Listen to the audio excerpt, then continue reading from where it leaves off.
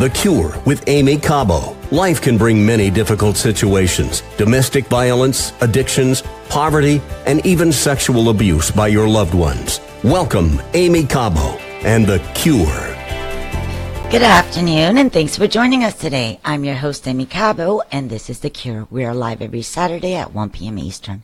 You can listen to us on the radio or on our app, The Cure.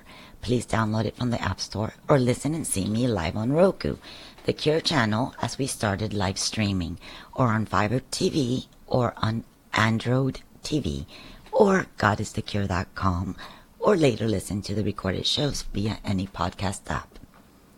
I'm also joined by Dr. Boris Nikolov, who is my partner at work and in life. Hello. Hello. This show deals with suffering and the tenacity of the human spirit, the will to survive, and the courage to keep moving forward, despite any obstacle, and the hope of God and each other.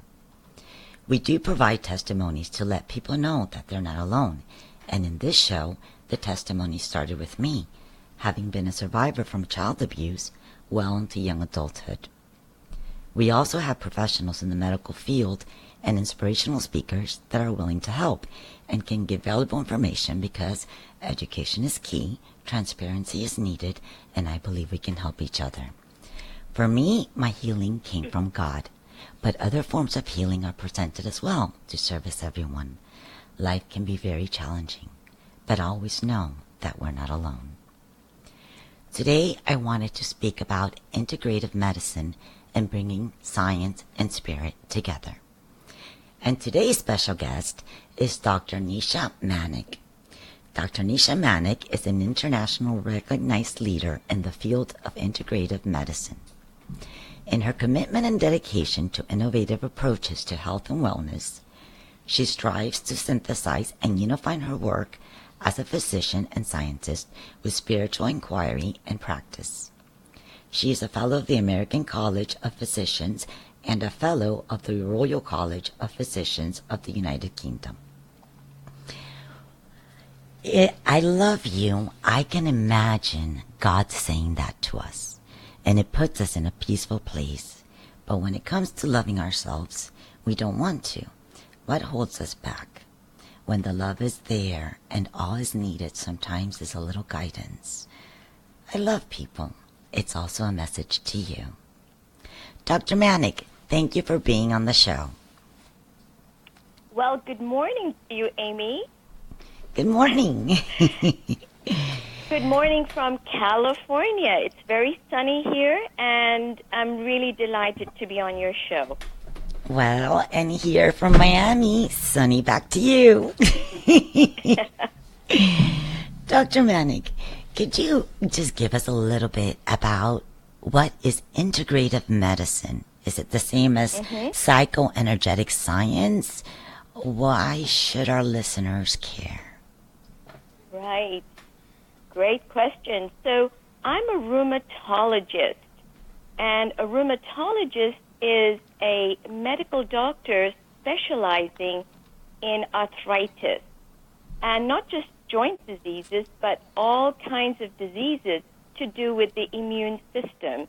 So to orientate your listeners, rheumatology covers diseases like lupus, rheumatoid arthritis, psoriatic arthritis, and a big one is fibromyalgia. So a rheumatologist is really someone who deals with joint diseases, immune diseases, chronic pain, chronic fatigue.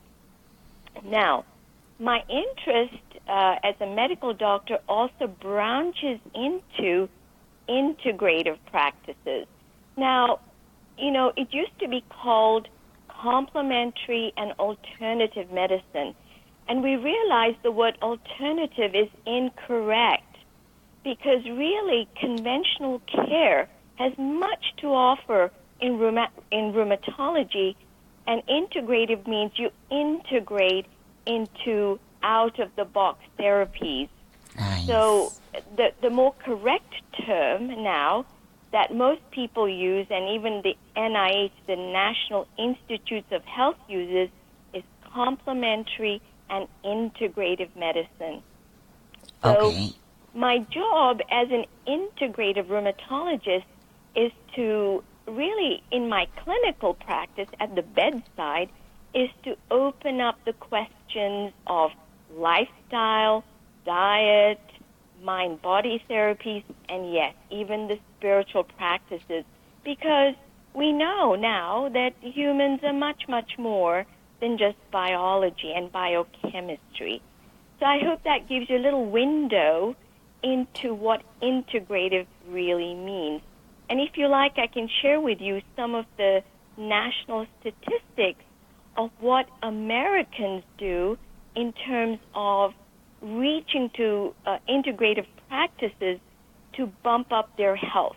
You know, there's a lot of evidence now that 1 in 3 Americans actually go towards complementary and integrative practices.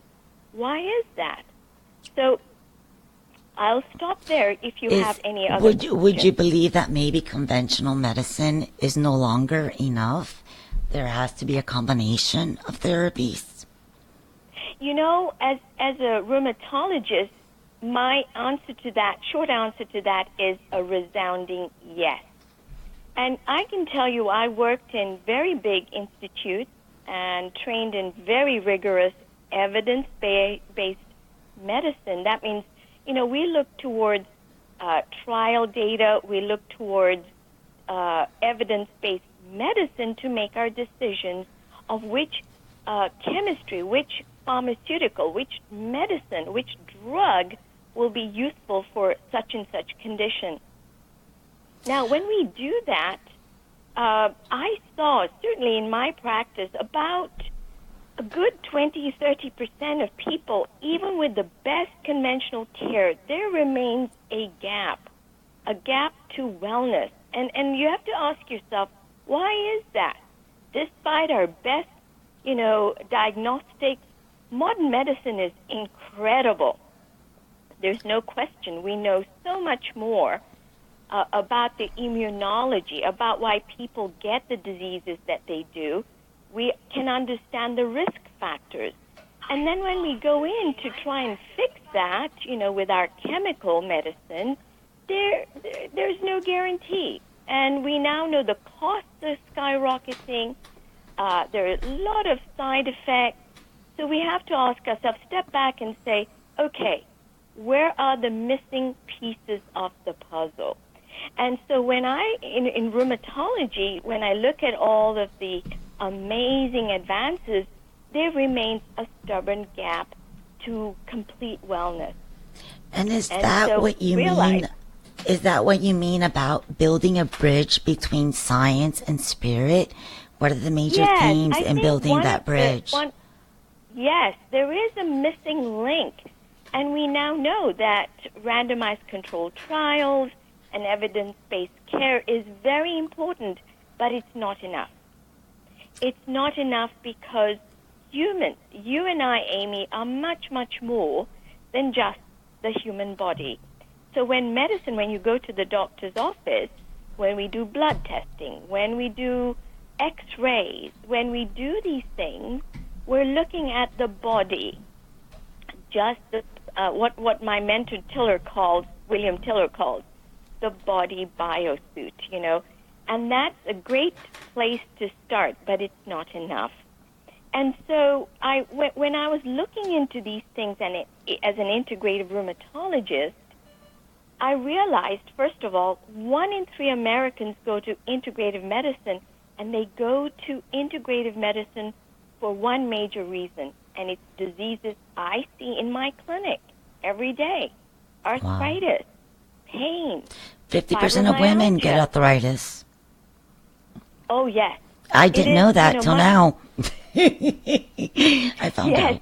So the prevalence of diseases I see in my clinic in rheumatology, women have more prevalence. You know, they're more predominantly women. No question about it. So you have to ask then, why are they going to integrative medicine? The people are having the shift in mindset. And it is as though the medicine is following through, you know. So it was the people who led this revolution. I think it's a revolution. And it started somewhere in the 1990s when we started to see this trend happening where 1 in 3 adult Americans are going through complementary and integrative practices, and those are things such as massage, acupuncture, tai chi, yoga, supplements, all kinds of lifestyle changes, and they were doing it on their own. And now universities and medical centers have started to pay attention, and they began to do some serious research in this. Nice. I read a study. Yes. It's basically taking a holistic approach and integrating the spirit. I see where you're getting at. That's right. So first of all, I had to make the jump to, and I did a diploma at the University of Arizona. It's called the Integrative Medicine Fellowship. So while I was in it's Minnesota, even helped with PTSD and depression. It's really good. Absolutely. I'm Aimee Cabo, and you're listening to The Cure. We will continue talking to Nisha Manek after this short break. We would love to hear from you. With Aimee Cabo and The Cure. And now we will continue with Aimee Cabo and The Cure. Welcome back. For those that are just tuning in, I'm Aimee Cabo, and this is The Cure. If this is your first time tuning in, we are talking about bridging the gap between science and spirit, and we're joined by Nisha Manek. That song Trampoline that you just heard is one of my favorites. It talks about having dreams in an alternative universe, and suddenly the sky erupts, flames around the trees. Haven't we been there before? That nightmares that mesh with the beauty of life. But with God, everything's appreciated. Because if you continue listening to the song, despite the sky erupting and the flames around the trees, she never felt so loved. Dr. Manek, speaking of which, let's talk about PTSD and depression that's being treated with this integrative medicine approach. Because, for example, I have PTSD and I feel like I've dealt with things, but some people that have dealt with things and have PTSD, they have nightmares and they wake up and sweat and profound sweat and everything. And I was wondering if this integrative approach, how is it used in cases like this? Depression, PTSD, those symptoms you feel you can't control. Aimee, this is such an important question. And my mentor, William Tiller, I reached out to him for a number of reasons. I was writing a book chapter on the science of Qigong, which is a form of Tai Chi. And, there's a lot of randomized controlled trial data, but I wanted to go deeper into it. And why did I choose William Tiller? It's because when I first met him in Scottsdale, I talked to him just briefly during our dinner meeting. Do you know A Course in Miracles? And I used to be a student of A Course in Miracles. And, he said, Nice. Oh, yeah, Helen Schuckman, the scribe, visited me at Stanford with the original manuscript. Now, here's a clue. A giant in science meets another giant in spirituality. Nice. But I'll segue to PTSD in a moment, because Sure. it tells us, first of all, science and spirit can work together, and in certain minds, it was already a unity. There was never any separation. So I was absolutely astounded. But Tiller was not interested in mentoring a doctor. I said, I really want to learn your model because it seems to me that you're reaching from science into spirit in a very rigorous way, except I just don't understand your model. And I think it's really important for medicine. Well, fast forward a few months, he calls me out of the blue and says, I've been thinking about your request to mentor you, and I've had a change of heart. I think, and this is Tiller speaking Nice. to me, I think that if you can communicate something of my science to your colleagues in medicine, then it'll be a big service. But, and this is a big but, and I want your listeners to pay attention. Tiller told me, before I do anything, before I accept you into my circle, I want you to start a daily practice of meditation. Aimee, let's pause for a moment. Okay. When I applied to medical school or when I applied for, a job somewhere, nowhere in my application form did any medical school say, do you meditate daily? Imagine that. That's saying something of where Tiller was in his mindset. So let's talk about the Tiller model briefly. Sure. Tiller shows unequivocally that human intention is incredibly powerful. Not only is it powerful, it can change materials in a specified direction, okay? But what it means for PTSD and another aspect, and I'm going to jump here a little Or bit for your chronic illness. Forgive me. Or chronic illness. I want to answer your question of PTSD. Sure. One aspect I see in my clinic every single day, and it's an epidemic. It's a silent epidemic in the United States and the world over, is the epidemic of loneliness. It's far more prevalent than, heart disease and diabetes and high blood pressure. We know those are risk factors. Those are big health problems in modern medicine. But underlying it is this aspect of loneliness and trauma that medicine cannot get its hands around. We don't even ask, are you lonely? We don't ask those things in a question. We ask about, did you finish your education? Those are important aspects. But we don't understand this Depends aspect which of loneliness. which doctor do you go to. If you go to a psychiatrist, they will ask you that one. Yes. But I'm talking in a general medical Right. clinic. I'm just joking. You're right. Yes.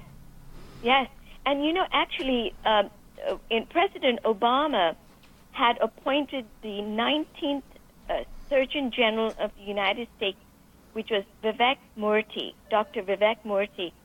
He had pointed out in a very important article in 2017 in the Harvard Business Review, and he said, there is a bigger epidemic in the U.S. health system, and not just the United States.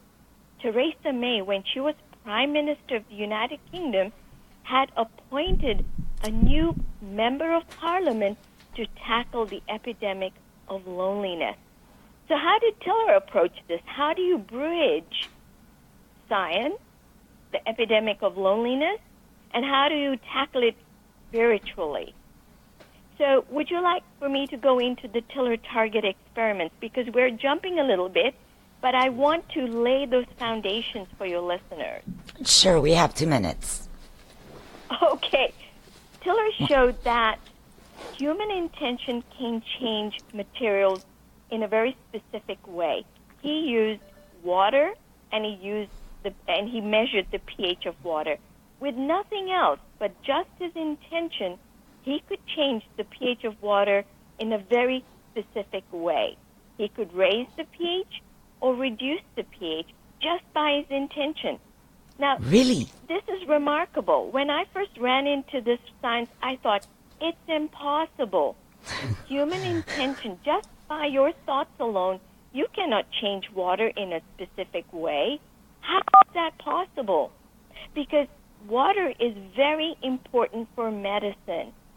And if human intention, which is consciousness, human consciousness can do that, I need to know, I need to find out what is that model that does this rigorously in a replicative way.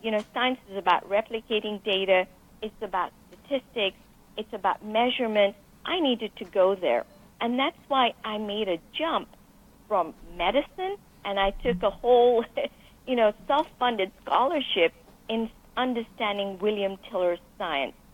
And to just give you another context, your listeners may be aware of the movie What the Bleep. What the Bleep was a very important documentary in 2005, and they surveyed many scientists, and William Tiller was one of the physicists featured in that movie. So that was, his sort of exposure to a larger audience, I have to because watch he's that. not well known. but I think he should be well known. His science is so incredibly important to make the jump from today's science to the next phase in human evolution. I do believe it, that intention is very important, because that's what prayer is. When you pray and you have good intentions for somebody, and prayer can move mountains. So, yes, I do believe it. We have been talking with Dr. Nisha Manick on integrative and information medicine. We will be right back with Aimee Cabo and The Cure. And now we will continue with Aimee Cabo and The Cure. We're back. Thanks for joining us. I'm Aimee Cabo, and there's The Cure. You can listen to us every Saturday at 1 p.m. We're live on the radio, or on the app, The Cure, or Roku, The Cure channel, or on God is The Cure, or the latest as a podcast. I do want the devil to hate me, because I only want to please God, who has that power over me, and everything I hold dear is in his eyes. It's a constant battle, but God will see us through.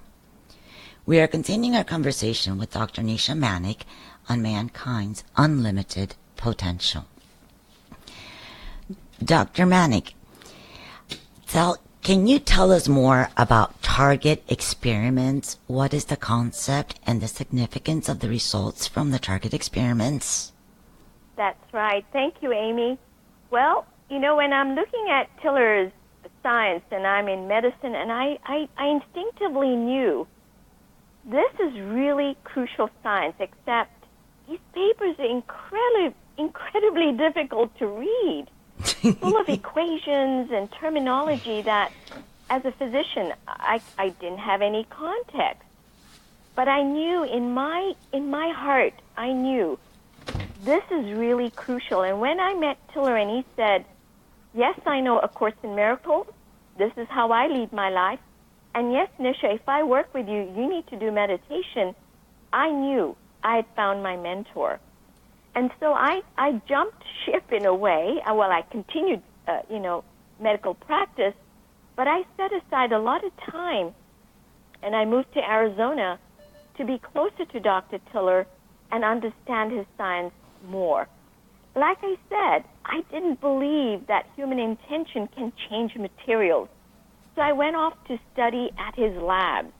And Tiller had labs in Payson, Arizona. And Payson is in the central part of Arizona. It's in the highlands. Not highlands, I should say in high altitude pine forest. Incredibly beautiful, peaceful.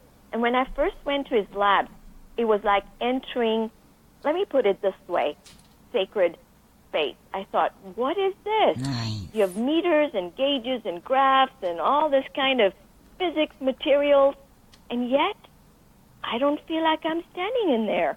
I'm standing like I'm in an empty cathedral, and it was very intriguing to me. And that was the first clue. Something about Tiller's intention is more powerful. I wanted to go into that power. So he did very interesting experiments, and Tiller was at Stanford University before he retired. For about 30 to 40 years, he was the chair at Stanford University in California of the Department of Material Science and Engineering. He was also a leading authority in crystals. So Tiller really understands materials, he understands engineering, and his mindset is to bridge, really in a conventional way, to bridge big concepts very rigorously as an engineer would. So he set out to test his intention. And he did these experiments while he was at Stanford. So let's back up a moment. If you had to test your intention, how would you do this without the brain? Tiller made a very significant jump, and I think he was closer to the truth about consciousness and intention than any science that I know of. Because in medicine, when we talk intention and consciousness, we look to the brain, and we look at brain images, all the color, all the blood flow, all those things. Right, it's more scientific. Right, but I think Tiller was more closer to the truth because he said, okay, the brain is an important wiring instrument. It's in space and time. And consciousness is beyond that. Mm-hmm. Consciousness seems to be everywhereness. It's beyond space and time as we know it, as we measure it, as we understand in equations. And when I listen to him, and I think, that's so true. Consciousness is not limited to a space between our ears. It is not. It's faster than what we think about milliseconds of, synapses in your brain neurons. It's much, much more. And so he set out to test his intention in strictly controlled environment of a physics lab at Stanford. And what he did was this. First of all, when you intend something, you are creating something. So if there's one point like energy waves, when you do intention, you are creating something. Okay? Intention is a process of creation. A very important definition. So if there's one thing your listeners want to highlight, it's this. Intention is a process of creation. So Tiller asked in his material mind, his physicist mind, what will I create? What do I create in my intention? Now remember, he is a giant in material science. He knows, say, a crystal, he knows water, he knows those materials intimately from a physics conventional perspective. So he says, with my intention, can I create a new water? Essentially, that's what he did. And he set out to write on a piece of paper. He created information. This is the second piece of the puzzle. When you create something, you create information. You create information in poetry. You create information in an equation. You create information in painting. I create information talking to Aimee right now. I'm creating things. Is this what you mean by information? Is this what you mean by information medicine? And is it different than integrative medicine? Well, we'll come back to that. But we're bridging. You have to have a brick of understanding to get to that information. So Tiller found the first thing is you intend. You create information. Now that information he captured in a device. Because, when you try to change a material, first of all, you don't know if it will ever work in a lab. You have to, you can hold an intention forever to change pH of water. Well, how can you do that? Will it take weeks or months? You can't keep intending forever or repetitively. Yes, I'd like to know. Yeah, so Tiller did something very, very interesting. He and a group of his, it was 2 or 3 of his graduate students held an intention in a meditation. First of all, they went into a deep state of meditation. Then they held the information, that intention, in their minds collectively, and they captured that into a device. That device is a simple black box, which then is used to broadcast that information to the target, which is water. And they found, astonishingly, and this is why I said, you cannot possibly do this, but Tiller showed that you can, and you can do this repetitively. It's been replicated hundreds of times. So that's what, he changed the pH of the water? Well, it was a study that I read. Yes, this is the target experiment. And so he intended, first of all, to change that's very the interesting, but Can we go to another experiment that I was reading about that he performed some kind of experiment in which he treated depression far away? Yes. PTSD from a distance, and there was a control group that was taking conventional medication, and the other group was doing the integrated medicine. So let's what you're talk talking about that. This device is stable. It does capture, in other words, humans can influence machines. That's psychoenergetics, okay? That's the whole basis. That's amazing. Tiller used that old science and realized that when you intend you can influence objects, and we know this. This is old science, okay? So it's called psychoenergetic science. When you have a device that you can imprint, say he actually teamed up with Dr. Gabrielle Hilberg, and she's a psychologist in San Francisco. Gabrielle and Dr. Tiller teamed up to help people with loneliness, okay? Nice. And they were based in San Francisco, very successful people, but they were coming to Gabrielle Hilberg, Dr. Hilberg's practice. Like and she when you found say loneliness, is that the diagnosis? It's part of depression. Well, it is, it is self-esteem, low self-esteem, low self-acceptance, anxiety.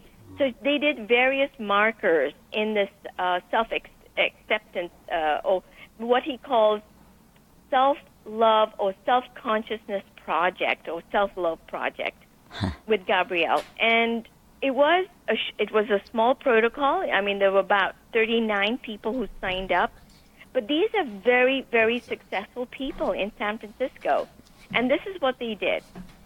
Tiller created a statement, an intention statement, to help people with low self-esteem and anxiety, okay? We will be right back with Aimee Cabo and The Cure. And now we will continue with Aimee Cabo and The Cure. We're back. Thanks for tuning in. I'm Aimee Cabo, and this is The Cure. We're live every Saturday at 1 p.m. The radio, the app The Cure, Roku, GodIsTheCure.com. Today we're joined by Dr. Nisha Manek talking about mankind's limited potential. I do love the wind in my hair when I drive my car, feeling the breeze with Bobby by my side, and the long hot days are uplifting as I make it a point to appreciate nature and all the beauty that surrounds us. God has been the sunshine in my life, and with Him I know I can get far, because it's amazing how often I now look up at the sky. This song reminds me of how grateful I am, always lifts my spirits when it plays when I drive. Dr. Manek, we were talking before we got cut by the hard break. We were talking about an experiment that was done on loneliness, focusing on self-compassion, using intentional healing. Yes. So, it comes to that. I loved your little poetry that, Thank you. God is the cure. And when Master Jesus says, "Ye shall do these things, and greater than these you shall do," is that correct? And it reminds me when Tiller, as a scientist, shows that we are in the image of the Creator. We create information. We have the power to change something in a beneficial way. And that device that he imprinted was then later on shown to affect, this small trial, 40 people or so in San Francisco, could be uplifted. They could feel less anxious, more self-love, greater self-esteem. It was amazing when the statistics are done that in a short 12 months or so of this program, and remember the device is in Arizona. So it's not even with them. It's not even with the people. Exactly. There's one device in Arizona which broadcasts information. How does the information travel? It's not through a telephone line. No. So this is where my book begins to explore the Tiller model, which starts to explain this really miraculous phenomena at a distance. This distance as a healing, or a healing at a distance, or prayer, there is real power, and I have a terminology, I call it in my book, the granny effect. The grandmother in her church that is praying for you, you better believe it. She has great power, okay? Nice. And so when Sir and Gabrielle Hilberg did this experiment, what was really amazing is that not only were the primary outcomes met, that means people felt less anxious, less depressed, less lonely, and you could show this by standardized questionnaires, but there was a spillover effect. People started to have more coherence in their lives. By that I mean they chose better diets. They lost weight. They became tidier in their lives. They felt nothing in the outer conditions had changed. Remember that. But something in their souls shifted. And you could see, I feel happier. Everything else is the same. They're neater in their lives. They're more on time. They lost weight. So you could see a spillover over effect in many facets of their lives, much, much more than just lessening their anxiety, which was, of course, the primary thing they were going for. So something about this information medicine is very powerful. Without chemicals, without any physical contact, Tiller has a way to reach out to the suffering on the planet. And that's what I mean by a very high... Is this like a unlimited power, or it just goes directional to certain place and certain people? In this case, it went to those people who had signed up. But here's the other beautiful aspect about the Tiller physics, Boris, that you bring about. When one person raises his or her consciousness, is like the sea rises and all the courts float higher, all the ships float higher. Your prayer is not only just about you, it lifts all of humanity. Nice. This is very inspiring. Us. Yes. So we're not doomed. I like it. That's good. We're not doomed. Not at all. Not at all. We have to stop watching the media all day. There is media that you and Aimee are putting out that shows that there is great love. Yeah. The conditions for love exist in every facet, in every way. It does exist, and we must become aware of that and reach out deep inside and lift ourselves. And Tiller's raising the sea. To him, he's not burning out. As physicians, we're burning out. We're looking to science all the time. And here's Tiller showing, yes, you can be anchored in science, but you can have the power of the heart.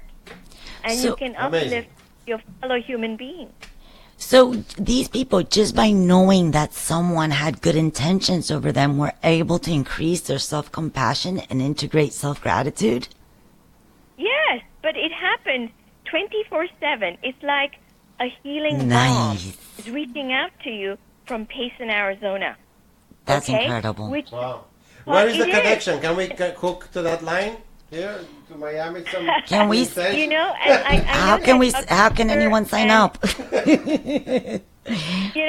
So Dr. Tiller has you listen. Just your listeners listening to this to become aware of the field effect. This is what Tiller calls the field effect. There you go. Field means there's a continuum. There's no gap. The field is everywhere, and it's the field effect that accounts for the distant healing effect. The field is not just electromagnetism. You and I are creating field effects all of the time. And like we're love energy itself fields. has effect. Information, energy. Yes. Wow. Well, You mentioned something, Aimee. Tell me more. Well, energy fields. I feel like because we were made in the image of Christ, each one of us is an energy field, and the kind of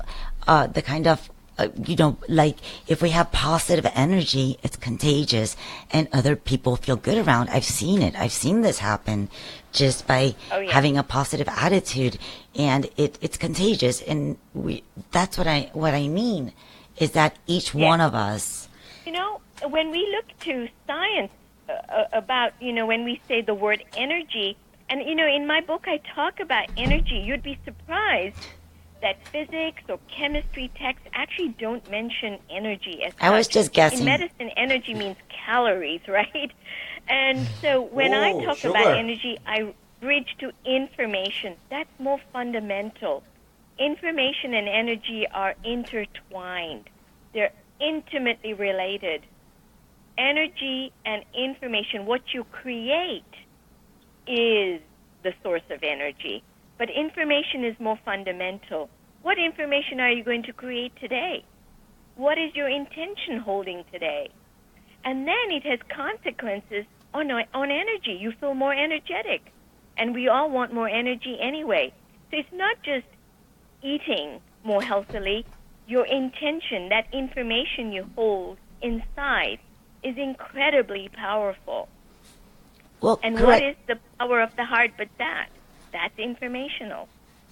Yes, and correct me if I'm wrong, but doesn't your intention lead to everything else? Your actions, Absolutely. how you feel. But you have to clarify, Aimee, you have to clarify the inner noise. You have to clarify your motivation.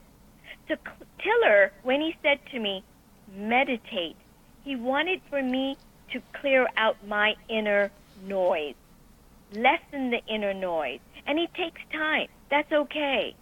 You get to know yourself. Do you still meditate? Thyself. Sorry? Do you still meditate? Every day. And you notice the difference. Beautiful thing I can do. If there's one thing your listeners can take away from this, is form your spiritual practice. And it can be contemplating the Bible. Or praying a rosary. Sorry? Or praying a rosary. It's so many repetitive prayers. It's kind of like meditation. You know, there are many spiritual tools out there. Find one. Yes. And be relentless about it. Yes. So can I read a paragraph from my book? Because, you know, when I came to learn about Tiller's power, because he is incredibly powerful, inquiring into his physics, I came to feel that if I could discover where Tiller got his power, this power I didn't understand, if I could explain it, I would be adding something to the knowledge people ought to have about the power of intention. Nice. Not the kinds of things you read in books, Thank but the you. full real-world existence of power. Amazing. And about how power works in nature and how it truly works in your life and around you. Well, thank you so much, Dr. Manik, for being with us. We've reached the end again. For more information, thank you so much. It's amazing information. Thank you. For more information on Dr. Nisha Manik and her work can be found on godisthecure.com under guests. Her new book, Bridging Science and Spirit, is available on pre-order on Amazon. I will leave you with a daily word. We are all damaged. We've all been hurt. We have all had to learn painful lessons. We are recovering from mistakes, losses, betrayals, abuses, injustices, or misfortunes. Life is a process of recovery. We each must find ways to accept and move through the pain and to pick ourselves back up. For each pang of grief, depression, doubt, or despair, there is direction toward renewal that will come to us in time. Each tragedy is an announcement that something good will indeed eventually come. Be patient with ourselves. God is watching over us. We thank you, God. Let's pray. Loving God, I pray that you will comfort me in my suffering, lend skills to the hands of my healers, and bless the means used for my cure. Give me such confidence in the power of your grace, and even when I'm afraid, I put my whole trust in you, through our Savior Jesus Christ. Amen. And from the Bible, so do not fear, for I am with you. Do not be dismayed, for I am your God. I will strengthen you and help you. I will uphold you with my righteous hand. Isaiah 41:10. This is Aimee Cabo. You have been listening to The Cure. Have a great weekend. Until next week. Thank you.